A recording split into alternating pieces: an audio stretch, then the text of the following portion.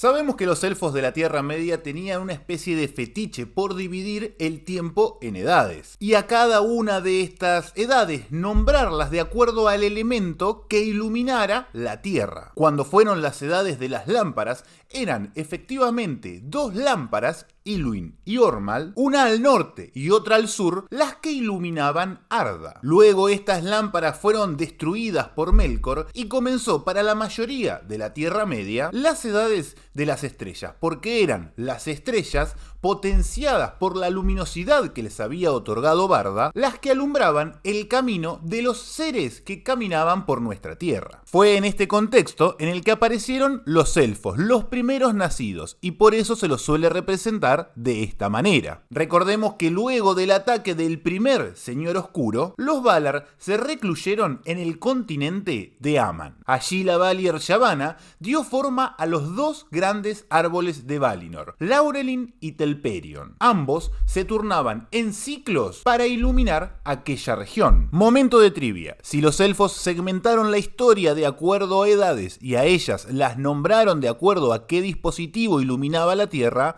esta edad se llamó A. Edad de los árboles, B. Edad del tonto de Tuk, o C. Edad de ¿por qué las águilas no llevaron el anillo para destruirlo en Mordor? Correcto, esta edad es conocida como la edad de los árboles, pero es una verdad a medias. Los árboles iluminaban poco más allá de Valinor. Para el resto de los seres vivientes fue la edad de las estrellas. Pero cuando los árboles fueron destruidos en el ataque de Melkor y Ungoliant, los Valar se encontraron frente al desafío de buscar otros elementos que dieran luz al mundo, para que los elfos pudieran ponerle nombre a sus edades. Si no entendés nada de lo que estoy contando o estás muy perdido en la historia de la Tierra Media o simplemente no la recordás, te recomiendo este video en el que te resumo toda la historia en tono para principiantes. Cuando los árboles fueron eliminados, se produjo lo que en el libro El Silmarillion se cuenta como el oscurecimiento de Valinor, proceso histórico en el cual sucede otro hecho de gran relevancia: el exilio de los Noldor de la mano de Fëanor para tratar de recuperar los tres Silmarils robados por Melkor y Ungoliant. Al ver los árboles destruidos, Manwë pidió a Yavanna, la creadora,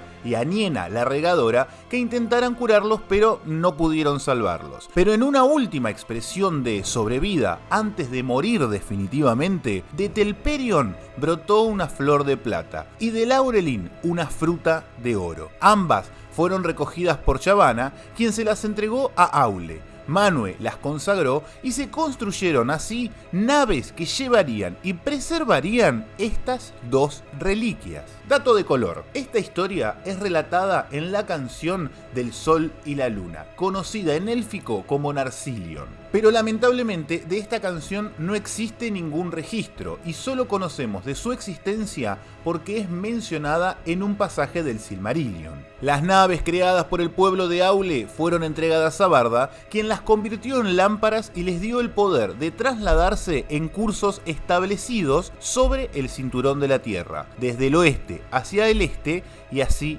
de vuelta. De esta forma, la Tierra Media volvió a estar nuevamente iluminada y con esta luz se logró combatir las acciones maléficas de Melkor y sus sirvientes, pero también para que cuando aparecieran en el mundo los segundos nacidos, la raza de los hombres, encontraran una tierra con luz. De la flor de Telperion se creó la nave que los elfos llaman Isil, la refulgente, y que ahora es conocida como la Luna. Tal vez la recuerdes de nombres como Isildur, que se puede traducir como el Siervo de la Luna. Por otro lado, del fruto de Telperion formaron la nave Anar, el fuego de oro, que nosotros llamamos Sol. En cada una de estas dos naves, los Valar eligieron un Maiar para que los capitaneara. Para la barca del Sol seleccionaron a la doncella Arien y para la de la Luna a Tilion. Hasta entonces, Arien había sido cuidadora de las flores en los jardines de Vana. Era un espíritu de fuego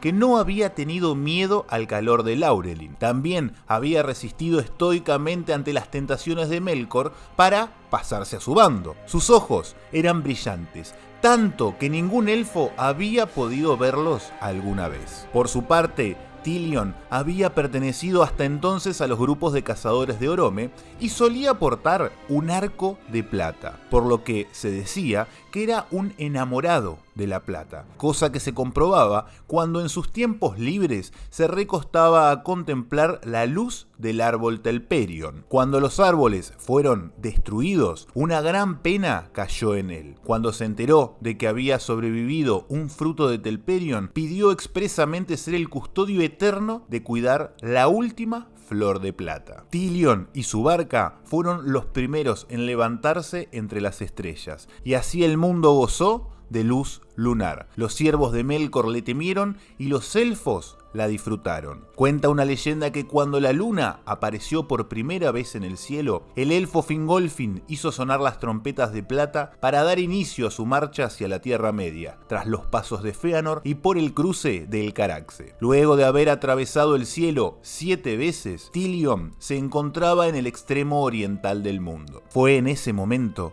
que Arien estuvo dispuesta también a subir a los cielos. Anar se levantó y así sucedió el primer amanecer del sol, la estrella del día. Una gran llamarada brilló en lo alto y las nubes resplandecieron. Morgoth temió y se escondió en las profundidades de su fortaleza de Angband. Desde allí hizo brotar una nube oscura y siniestra para ocultar sus dominios de la luz del sol. Con las dos barcas estrellas en los cielos, Barda ordenó que viajaran siempre en lo alto y separadas, con dirección de oeste a este y luego a la inversa, una partiendo del oeste y la otra del este. Así comenzaron las edades del sol, y los primeros días se midieron a partir de la mezcla de las luces que se producía cuando ambas barcas se cruzaban en lo alto. Pero Tilion no obedeció completamente las órdenes. Llevaba una marcha algo incierta e inconstante. El esplendor de Arien lo atraía, y aunque ella lo quemara, buscaba siempre acercarse, aunque él quedara oscurecido. Por estos sucesos, producto del enamoramiento de Tilion, Barda cambió su decisión inicial y reservó un tiempo para que en el mundo hubiese luz y hubiese sombras. Anar fue enviada cíclicamente y por unas horas determinadas del día a descansar en Valinor. Cuando se encontraba allí, los siervos de Ulmo, el señor de las aguas y el mar, la arrastraban hacia abajo y de esa forma volvía al mundo por el este. Barda también ordenó a la luna que hiciera el mismo recorrido, pero solo después de que el sol hubiera descendido. Tilion obedeció, pero lo hacía con paso incierto, aún como lo hace ahora, producto de un enamoramiento eterno, aunque imposible, porque aún se sentía atraído por Arien, como siempre le ocurrirá, aunque no pueda estar junto a ella. Pero cada tanto, aún puede vérseles juntos sobre el cielo de la tierra, y Tilion se aproxima tanto que su sombra rebana el brillo del sol y hay oscuridad en el medio del día. Pero no es frecuente, y tal vez por esto en los eclipses encontremos algo de amor y de atracción.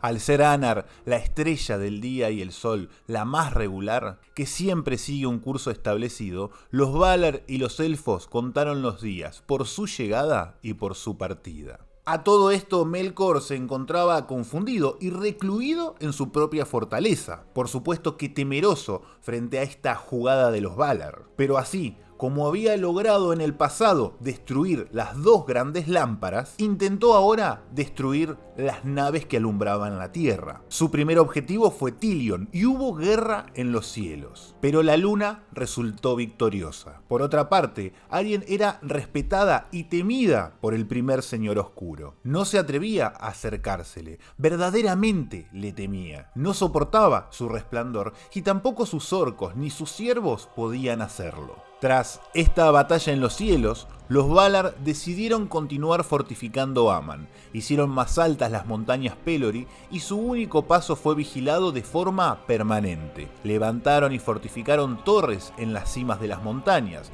formaron ejércitos de custodia permanente y sobre las costas dispusieron las Islas Encantadas, como una especie de red de protección de norte a sur para que ni Melkor ni ningún ser viviente pudiera llegar a sus tierras. y nadie que no perteneciera a la raza élfica pudo hacerlo alguna vez, salvo por uno, el marinero más valiente y poderoso de toda la historia. Su nombre fue Earendil, y su historia es otra historia que te cuento en este video que estás viendo por acá. Si te copa este proyecto, el de Camino a Númenor, podés apoyar con una suscripción mensual o con un aporte único en el botón de gracias. Acordate que todos los viernes en este mismo canal y junto a Jadadro hacemos el podcast Tolkien entre mates y tequilas, cual nos juntamos a hablar y a analizar los capítulos del Señor de los Anillos.